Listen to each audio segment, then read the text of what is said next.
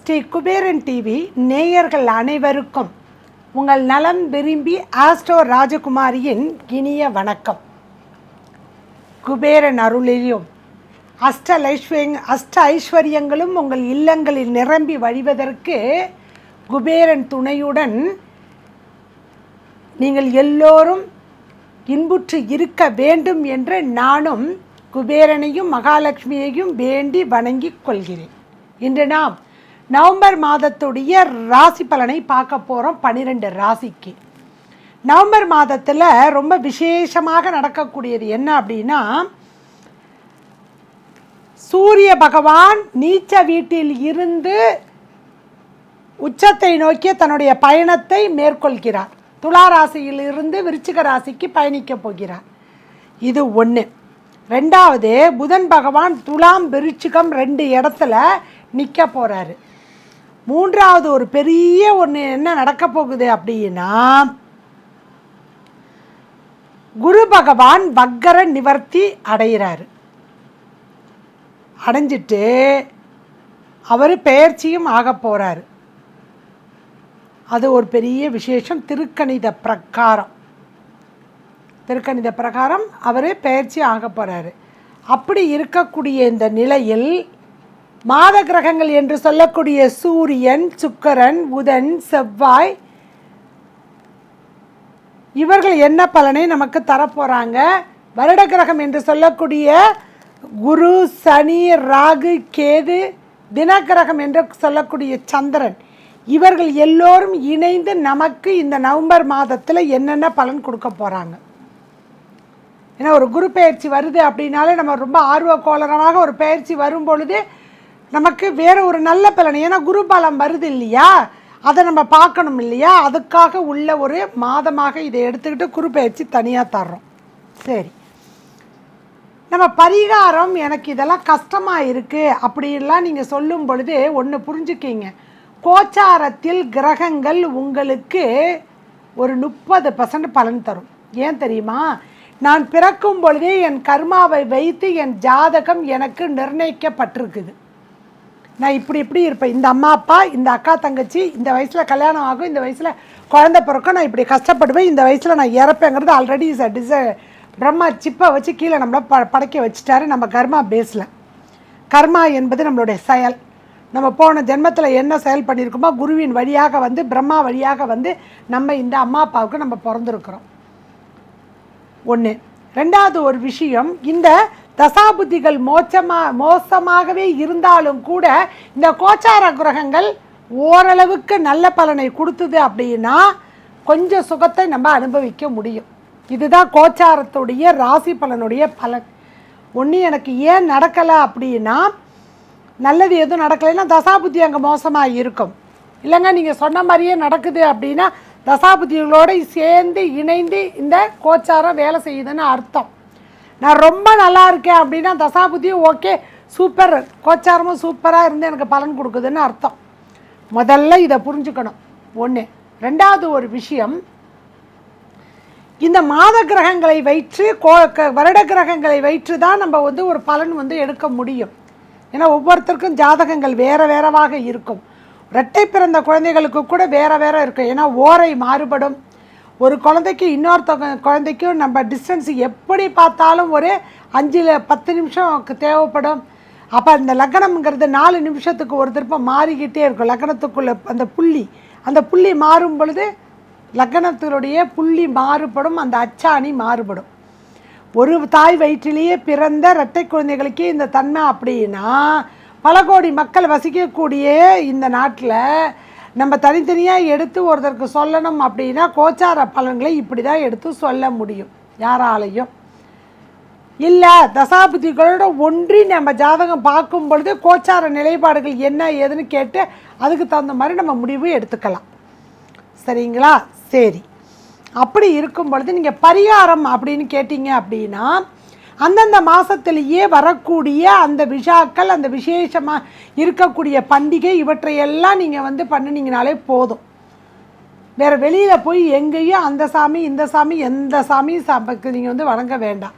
குலதெய்வ வழிபாடு, பித்தர்களுக்கு செய்ய வேண்டிய வழிபாடு, இது ரெண்டையும் 2 கண்ணா வச்சுட்டு அந்த செயலை செஞ்சுட்டு வெளியில் போய் அந்தந்த நாள் கிழமைகள் அன்று அந்த திதியில் போய் வழிபாடு செஞ்சுட்டு வந்துட்டிங்கன்னா ரொம்ப சிறப்பான பலனை நீங்கள் பெறலாம். அதுதான் ஒவ்வொரு மாதத்துலேயும் தெய்வங்களாக இருந்து நமக்கு இப்படி இந்த சாமி இப்படி வணங்குன்னு அழகாக எடுத்து சொல்லிட்டு போயிருக்குது. அதை முதல்ல நம்ம புரிஞ்சுக்கணும். சரிங்களா? சரி, இந்த மாதத்தில் பார்த்தீங்க அப்படின்னா 2/11/2021 செவ்வாய்க்கிழமை ஒரு தேய்பிறை பிரதோஷம் வருது.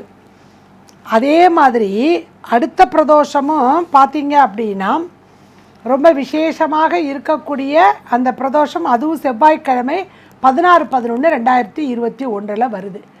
சூரியனால் பிரச்சனை, என்னுடைய ஹையர் ஆஃபீஸினால் பிரச்சனை இருக்கக்கூடியவர்கள் எல்லோரும் இந்த பிரதோஷ வழிபாட்டை மேற்கொண்டு இருக்கும் பொழுது நோய், எதிரி, கடன் இவங்கெல்லாம் தவிடு பொடியாக போயிடுவாங்க. புரிஞ்சுக்கிங்க. 2/11/2021 அன்னைக்கு செவ்வாய்க்கிழமை யம தீபம் ஏற்றி வழிபாடு செய்யணும். ஏன்னா ஐப்பசி பிறந்துருச்சு இல்லையா, அதனால் புரட்டாசி முடிஞ்சு ஐப்பசி, புரட்டாசியில் ஒரு யமதீபம் ஏற்றிருப்போம் மகாலய பட்சத்தில். இப்போ ஒரு யமதீபம் கண்டிப்பாக ஏற்ற வேண்டும். அதை முன்னோர்களுடைய ஆசீர்வாதத்தை பெறுவதற்காக. 3/11/2021 நாகங்களையெல்லாம் வழிபடக்கூடிய சதுர்த்தி திதி அன்று நாக சதுர்த்தியை நம்ம வழிபாடு செய்யணும். திரையோதசியும் சதுர்தசியும் இணைந்து வரக்கூடிய மாத சிவராத்திரியில் வரக்கூடிய நரக சதுர்த்தியை வழிபாடு செய்யும் பொழுது இந்த நாகதோஷங்கள் எல்லாம் நம்மை விட்டு அகலும். 4/11/2021 அன்னைக்கு அமாவாசை வருது, தீபாவளி வருது, லக்ஷ்மி குபேர பூஜையை மேற்கொள்ளலாம். அடுத்தது சோடச கலையும் அன்னைக்கு தான் வருது. அந்த நினச்சதை நிறைவேற்றக்கூடிய அந்த வேளையில் நம்ம நினச்ச ஒரு சங்கல்பத்தை வச்சு வழிபாடு செய்யும் பொழுது நல்ல பலன் கிட்டும். 5/11/2021 கோவர்த்தனை பூஜை செய்யலாம். கார்த்திகை ஸ்தானம் ஆரம்பிக்கக்கூடிய நாள் அன்று கந்த சஷ்டி விரத ஆரம்பமும் அன்று தான் ஆரம்பிக்க போகிறாங்க. இவ்வளோ சிறப்பாக இருக்கக்கூடிய நன்னாளில் முருகப்பெருமான் வழிபாடு செய்கிறது மிக மிக உன்னதம், அற்புதம். 6/11/2021 சந்திர தரிசனத்தை மேற்கொள்ளணும். அன்னைக்கு சனிக்கிழமையும் துவிதை திதியும் இணைந்து வந்தால் அதுக்கு பேர் யம துவிதை. அப்போ நம்ம முன்னோர்களுக்கு எல்லாம் நம்ம வழிபாடு செய்யும் பொழுது, தர்மராஜாவுக்கு நம்ம வழிபாடு செய்யும் பொழுது மோட்ச பதவி நமக்கு கிட்டும். 9/11/2021 சூரசம்காரம் முடிஞ்சு சஷ்டி விரதம் இருப்பவர்கள் அன்றைய விரதம் இருந்து பஞ்சமி சஷ்டி இணைந்து செவ்வாய்க்கிழமையில் வரக்கூடிய இந்த சூரசம்காரத்துடைய முடிவு வெற்றியை தரக்கூடியதாக இருந்தது, எப்பையும் இருக்கும். அப்படிப்பட்ட இந்த வழிபாடு செய்யணும். யாரை? முருகப்பெருமானை. அடுத்தது 11/11 துர்காஷ்டமி வருது. வேண்டியதை வேண்டும்படி கொடுக்கக்கூடியவன் பைரவன், வேண்டி வணங்கி வாங்கிக்கிங்க. 16/11/2021 விஷ்ணுபதி புண்ணிய காலம் வருது. சூரிய பகவான் விருச்ச ராசிக்குள் பயணம் செய்யக்கூடிய ஒரு காலகட்டம். அந்த காலகட்டம் அன்று ருண விமோசன பிரதோஷமும் வருது, விஷு புண்ணிய காலமும் வருது. அப்போ நீங்கள் போய் வழிபாடு செய்யும் பொழுது முருகன் முருகனுடைய சிவனுடைய கோயிலில் போய் நீங்கள் வழிபாடு செஞ்சுட்டு சுற்றி வரும்பொழுது அந்த பிரம்மாவும் கோமிக்கு மேலே இருக்கக்கூடிய அந்த பிரம்மாவை வழிபாடு செய்து நீங்கள் வணங்கும் பொழுது மகத்துவமான ஒரு நிலையை நீங்கள் அடையலாம். அடுத்தது மைத்ரேய முகூர்த்தம் 17/11/2021 அன்றைக்கு வருது. கடனையெல்லாம் அழைக்கக்கூடிய நண்பனை போல் நமக்கு பயன்படக்கூடிய அந்த நேரம். 18/11/2021 கார்த்திகை மாதம் பிறந்து பரணி தீபம் ஏற்றக்கூடிய நன்னாள். 20/11/2021 குரு பெயர்ச்சி நடக்கக்கூடிய நாள். குரு பகவான் கும்பராசிக்குள் பிரவேசிக்கும் பொழுது ஒரு குழந்தை பிறந்தது அப்படின்னா அது நல்ல யோகக்கார குழந்தை. அதே சமயத்தில் நம்ம பித்திருகளுக்கு செய்ய வேண்டியதை கடலில் போய் பிண்ட பித்திரு என்று சொல்லக்கூடிய முன்னோர்களுக்கு கொடுக்க வேண்டியதை கொடுத்துட்டு வரணும். இது இன்னொரு விசேஷம். அங்கார சதுர்த்தி 23/11/2021 வருது. கடனை தீர்க்கக்கூடிய ஒரு சதுர்த்தி. அப்போ இதையும் பயன்படுத்திக்கணும். 30/11/2021 அன்று ரமா ஏகாதேசி அன்று ஆயுஷ்மான் நாமயோகம் பவகரணம் ஒருத்தரை நம்ம வாழ்த்தும் பொழுது தீர்காயுஷ்மான் பவன் சொல்கிறோம்ல, அதை மாதிரி இருக்கக்கூடிய நாமயோகமும் பவம் கலந்து ஒரு தமிழ் வருடத்தில் 2 அல்லது 3 வரும். இந்த திருப்பம் அந்த விசேஷமான நாளில் யாருக்கெல்லாம் குழந்தை பிறக்கக்கூடிய சூழ்நிலையில் இருக்கா அப்போ போய் அந்த குழந்தை பிறந்ததுன்னா நல்ல ஒரு பலனை கொடுக்கும், நல்ல நீண்ட ஆயுள் ஆரோக்கியத்தை கொடுக்கும். 27/11/2021 கால பைரவ அஷ்டமி. அந்த அஷ்டமி தினத்தன்று வைத்திருதிய சிராத்தமும் வருது. முன்னோர்களுக்கு கொடுக்க வேண்டிய எள்ளும் தண்ணியும் கொடுத்து நம்ம இந்த வைத்திருதிய சிராத்தம் அன்னைக்கு பக்தவச்சல பெருமாளை வழிபாடு செய்யும் பொழுது எல்லா பிரச்சனைகளும் தவிடுபடியாக போயிட்டு கவலைப்படாதீங்க. ஸோ இப்படியெல்லாம் மாதத்தில் நமக்கு விசேஷங்களை கொடுத்து கிரகங்களுடைய பாதிப்புலேருந்து நம்ம தற்காத்து கொள்ளணும்னு தான் கொடுத்துருக்குது. அதனால் பரிகாரத்துக்கு வெளியில் நம்ம போக வேண்டிய அவசியம் 100க்கு 100 கிடையாது. சரிங்களா? சரி, அடுத்தது ஒவ்வொரு ராசிக்காக நம்ம பார்ப்போம். துலா ராசி நேயர்களே, உங்கள் ராசிக்கு 19/11/2021 காலையில் 8:13 முதல் 21/11/2021 இரவு 9:10 வரைக்கும் சந்திராஷ்டமம். கரெக்டாக குரு பயிற்சி ஆகக்கூடிய நேரத்தில் சந்திராஷ்டமம் இருக்குது. இறை வழிபாட்டில் இறைவனை வணங்கி வழிபாடு செய்து இறைவனோடு ஒன்றிணைந்தால் மட்டுமே உங்களுக்கு சிறப்பான ஒரு பலனை துலா ராசிக்கு கொடுக்கும். ஏன்னா உங்கள் ராசி அதிபதி போய் உங்கள் ராசிக்கு 3ஆம் இடத்துல உட்காந்துட்டாரு. ராசி அதிபதி உட்காந்தவர் சும்மா உட்காந்துருக்கலாம். உங்கள் ராசியில் இருக்கக்கூடிய உங்கள் ராசியில் சித்திரை சுவாதி விசாகன்னு 3 நட்சத்திரம் இருக்குது. சுக்கிர பகவான் நிற்கக்கூடிய நட்சத்திரத்துக்கே இந்த சுவாதி நட்சத்திரம் பாதிப்பு அடைவதாக இருக்குது. அடுத்தது சித்திரையும் விசாகமும் பாதிப்படையுது. ஸோ சுக்கிரன் உங்கள் ராசிக்கே பாதிப்படையக்கூடிய நட்சத்திரங்கள் அந்த ராசியிலேயே இருந்தது அப்படின்னா அது நிறைய பிரச்சனைகளை கொடுக்கும். நீங்கள் எடுக்கக்கூடிய முயற்சிகளை நடத்த விடாமல் அது பாடாப்படுத்தும் உங்களை. அதனால் அதை கொஞ்சம் பயன்படுத்திக்கிட்டு நீங்கள் எப்படி இருக்கணும் அப்படின்னா, என் முயற்சி எனக்கு இங்கே தோக்க போகுது, என்னுடைய முயற்சி வெற்றி அடையாது, அப்போ நான் என்ன பண்ணணும் அப்படின்னா, உங்களை பொறுத்த வரைக்கும் உங்களுக்கு மிதுன ராசிக்காரரையோ அல்லது கும்பராசிக்காரர்களோடையோ உங்களை துணையாக அழைத்து கொண்டு சென்றீர்கள் என்றால் நல்ல ஒரு பலன் உங்களுக்கு கிட்டும். இல்லை உங்கள் குழந்தையோ ஒரு சின்ன குழந்தை இருந்ததுன்னா கும்பராசியோ இல்லை மிதுன ராசியோ இருந்ததுன்னா அந்த பிள்ளையை கூட்டிகிட்டு போனீங்க அப்படின்னா நல்ல பலன் உங்களுக்கு வந்து சேரும். அந்த வாய்ப்புகள் எல்லாம் தட்டி பறிக்காமல் உங்களுக்கு முழுதாக கிடைப்பதற்கான வாய்ப்புகளை அது கொடுக்கும். அதனால் அந்த மாதிரி பண்ணிக்கிட்டிங்கன்னா ரொம்ப உத்தமம் உங்கள் ராசிக்கு. துலா ராசியை பொறுத்த வரைக்கும் நீதி நேர்மை என்று சொல்லி கொண்டு போகக்கூடிய உங்கள் ராசி அதிபதி 3ஆம் வீட்டு குரு வீட்டில் அமரும் பொழுது இன்னமும் நீங்கள் நல்லா வீராப்பா அப்படியே கஞ்சி போட்டு அப்படியே துணி மாதிரி அப்படியே வீராப்பா அப்படி நின்றுக்கிட்டு இருப்பீங்க. எதுக்காகவும் நான் வணங்காமுடியாக நிற்பேன் அப்படின்னு அதெல்லாம் கொஞ்சம் மாற்றிக்கிங்க. துளாராசி எல்லாத்தையும் கொஞ்சம் மாற்றிக்கிட்டு எல்லாரோடையும் அட்ஜஸ்ட் பண்ணிக்கிட்டு போகிற மாதிரி இருந்தால் மட்டும்தான் இந்த மாதத்தை நீங்கள் கடக்க முடியும். ஏன்னா உங்கள் ராசிக்கு 2க்கு 7க்கும் அதிபதி வந்து உங்கள் இதில் உட்காந்துட்டாரு. உங்கள் ராசிக்கு அவர் கொஞ்சம் குடும்பாதிபதி உங்கள் ராசிலே இருக்கார். ஏற்கனவே 2ல் கேது. குடும்பாதிபதி வந்து உங்கள் ராசிலேயே உட்காந்து குடும்பத்துக்காக உழன்னு சொல்லாமல் சொல்கிறாரு.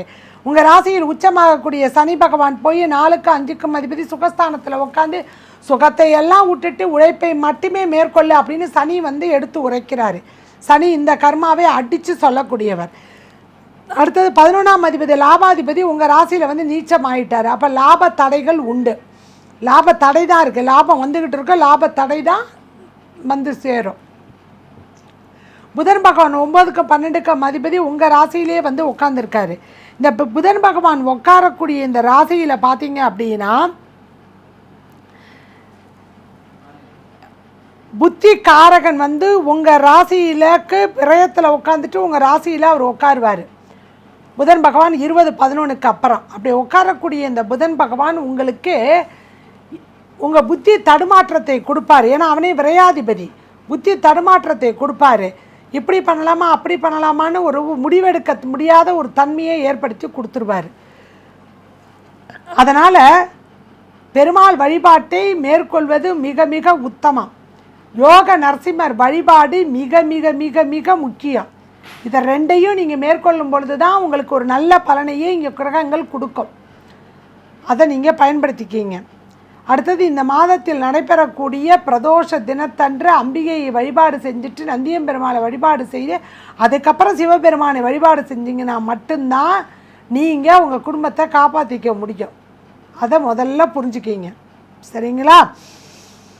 துலா ராசியை பொறுத்த வரைக்கும் சுக்கிர பகவான் 3ஆம் இடத்துல அமர்ந்து அதோடு சமமான வீடாக இருந்தாலும் கூட உங்கள் ராசியை பொறுத்த வரைக்கும் ராசி அதிபதி 3க்கு போயிட்டார், 8க்கு 8ஆம் இடத்துல போய் நல்ல சிரஞ்சீவி மந்திரம் தெரிஞ்சவரே உட்கார்ந்துருக்கிறதுனால நீண்ட ஆயுள் ஆரோக்கியத்தை கொடுத்துருவார். அரசியல்வாதிகளுக்கு மிக மிக வேலை பளு அதிகமாக இருக்கும். ஏற்றுக்குங்க, அக்செப்ட் பண்ணிக்கிங்க. திரைப்படத்துறைக்காரர்கள் எல்லோருமே நல்ல உழைப்பின் உன்னதத்தை புரிந்து அந்த உழைப்பின் மூலமாக நல்ல வருமானத்தை பெறக்கூடிய ஒரு காலகட்டமாகத்தான் இது இருக்குது. சரிங்களா? துளாராசி குழந்தைகள் கொஞ்சம் படிப்பில் மந்தமாக இருப்பாங்க, கொஞ்சம் தட்டி கொடுத்து போகிறது ரொம்ப நல்லது. துளாராசிக்காரருமே அந்த ராசி அதிபதி சுக்கிரனுடைய பிடியில் இருப்பதனால் சுக்கிரன் உங்களுக்கு 3ஆம் இடத்துல இருக்கிறதுனால குருவோட வீட்டில் இருக்கிறதுனால நீங்கள் வியாழக்கிழமை சுக்கிரன் வழிபாடு செய்கிறது உத்தமம். எப்போ வியாழக்கிழமை அப்படின்னா குபேர வேலை என்று சொல்லக்கூடிய அந்த 5 to 6 மாலை வேளையில் நீங்கள் குபேரன் வழிபாட்டை மேற்கொண்டு குபேரனை வழிபாடு செய்யும் பொழுது உங்களுக்கு தனம் இவையெல்லாம் வருவதற்கு வாய்ப்பு இருக்குது. கணவன் மனைவிக்குள் சின்ன சின்ன சண்டை சச்சரவுகள் இவையெல்லாம் ஏற்படுவதற்கான வாய்ப்புகளை இந்த செவ்வாய் பகவான் உட்காந்து 7ஆம் பார்வையாக 7ஆம் வீட்டை தன் வீட்டையே 7ஆம் அதிபதி பார்க்கறதுனால பிரச்சனையை கொடுக்கும். அஷ்டமத்தில் இருக்கக்கூடிய ராகுவை அவர் சந்திக்கிறதுனால 8ஆம் பார்வையினால் செவ்வாய் பகவான் எங்கேயாவது வாகன விபத்துக்கள் ஏற்படுவதற்கு வாய்ப்பு இருக்குது. இரவு பயணத்தை தவிருங்க. குடும்பத்தோடு நீங்கள் வெளியில் செல்றதையும் முதல்ல தடுத்துருங்க.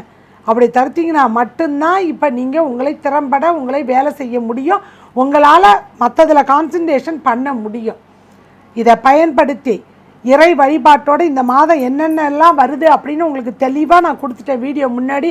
அப்படி இருக்கக்கூடிய விரத முறைகளையெல்லாம் நீங்கள் கையாண்டு இறை வழிபாட்டில் உண்மையான பக்தியோடு நீங்கள் போய் இருக்கும் பொழுது நல்ல ஒரு பலனை கூடிய விரைவில் உடனே நீங்கள் எதிர்பார்க்கலாம். அதுதான் இங்கே இருக்க ஒரு பெரிய உன்னதமான ஒரு நிலைமை. மாதம் இதெல்லாம் வருது, இதில் போய் நான் விரதம் இருந்து இந்த இறைவனை வழிபாடு செய்யும் பொழுது எனக்கு எல்லா நலனும் எல்லா பலமும் கிட்டும் அப்படின்னா நான் ஏன் மருத்துவர்கிட்ட போகணும் இல்லையா? அதை புரிஞ்சுக்கிங்க. சரிங்களா? இவ்வாறாக இந்த மாதம் முழுவதும் இறை வழிபாட்டில் இணைந்து இருந்து சனிக்கிழமை வரக்கூடிய அஷ்டமி தினம் அன்று காலபைரவரை வேண்டி வணங்கி நீங்கள் வழிபாடு செய்யும் பொழுது நல்ல பலனை எதிர்பார்க்கலாம். பித்தர்களுக்கு கொடுக்க வேண்டியது சூரிய பகவான் உங்கள் ராசியிலே நீச்சமாய் அமர்ந்து இருக்கிறதுனால சனிக்கிழமை வரக்கூடிய அந்த யம தீபத்துக்கு அந்த பரணி தீபமாக இருக்கக்கூடிய யம தரிசனத்துக்கு இருக்கக்கூடியதை நீங்கள் வழிபாடு செய்தீர்கள் என்றால் நல்ல பலன் உங்களுக்கு சேரும். 6/11 வருது, அது யம தீபம் அன்றைய சந்திர தரிசனமும் வருது. சந்திர தரிசனத்தை மேற்கொள்ளும் பொழுது நீங்கள் காரிய வெற்றி தொழில் வெற்றி சேரும் உங்கள் ராசியை பொறுத்த வரைக்கும். துலா ராசி இறை வழிபாட்டில் இணைந்திருந்தால் மட்டுமே இன்னல் இல்லாமல் நவம்பர் மாதத்தை கடக்க முடியும், இல்லைன்னா கொஞ்சம் ஜர்க்காகும். அதை பார்த்துக்குங்க. அடுத்தது விருச்சிக ராசியில் உங்களை சந்திக்கிறேன். நன்றி, வணக்கம். ஸ்ரீ குபேரன் டிவியை பார்த்தமைக்கு நன்றிகள். மேலும் இது போன்ற தகவல்களை தெரிந்து கொள்ள ஸ்ரீ குபேரன் டிவியை சப்ஸ்கிரைப் செய்யுங்கள். மறக்காமல் பெல் ஐக்கானை கிளிக் செய்யுங்கள்.